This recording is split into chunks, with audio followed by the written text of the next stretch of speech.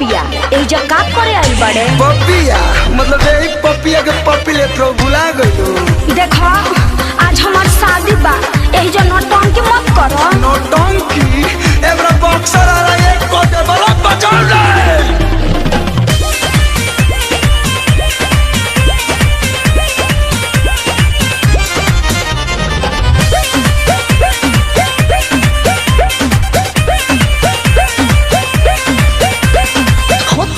शादी का चाहेला बराबादी जान जाए पिया बता जिया ते मुआदी। अरे तनको तो ख्याल करो होता हमर शादी का चाहेला बराबादी जान जाए पिया बता जिया ते मुआदी। अच्छा अरे तोहरा पागलपंती से हम नहीं बाचा। मौक समझती हो क्या?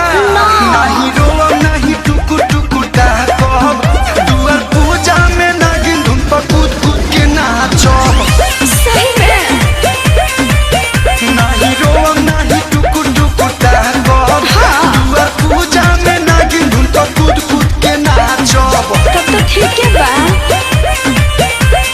बेस बढ़ाओ रे। अरे तनी आराम से लेवल हाई कर। अरे बूफर फाड़ बोलो फुल कर वॉल्यूम फुल कर। ओहो डीजे बवाल करे बका रुमाल निकाल के। अरे बस चिड़ै के जान जा लड़का खेलौना रोड पे लोटिया के नाचेंगे।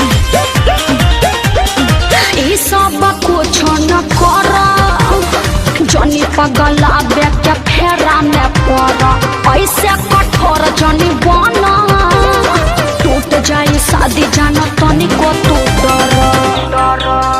मौगा हवा प्रेमी होई ना कि जहर खाइले बवाल करई तोरा मोरा देश से लव के कहानी बताई दे।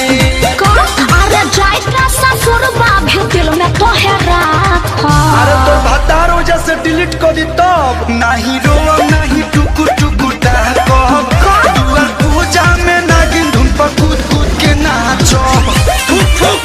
आराम से तनी नहीं रोम नहीं टुकु टुकु कहब दुआर पूजा में नागिन धुन पर कूद कूद के नाचो। अरे नाची के तो नाची हो लेकिन पोल मत खोल दी हो।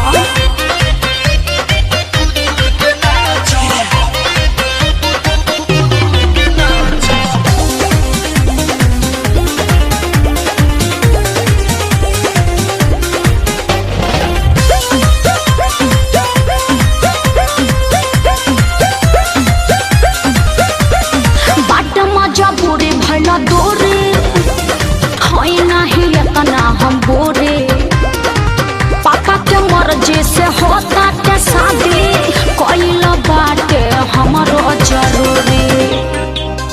ढेर दिन मीठी बोलिया तोर कलुआ आइल रे। अच्छा बाकी ये है बेरा सांचो में बाबू बौराइल रे। नहीं हरा के फेरू तो के कोरबा में साटो।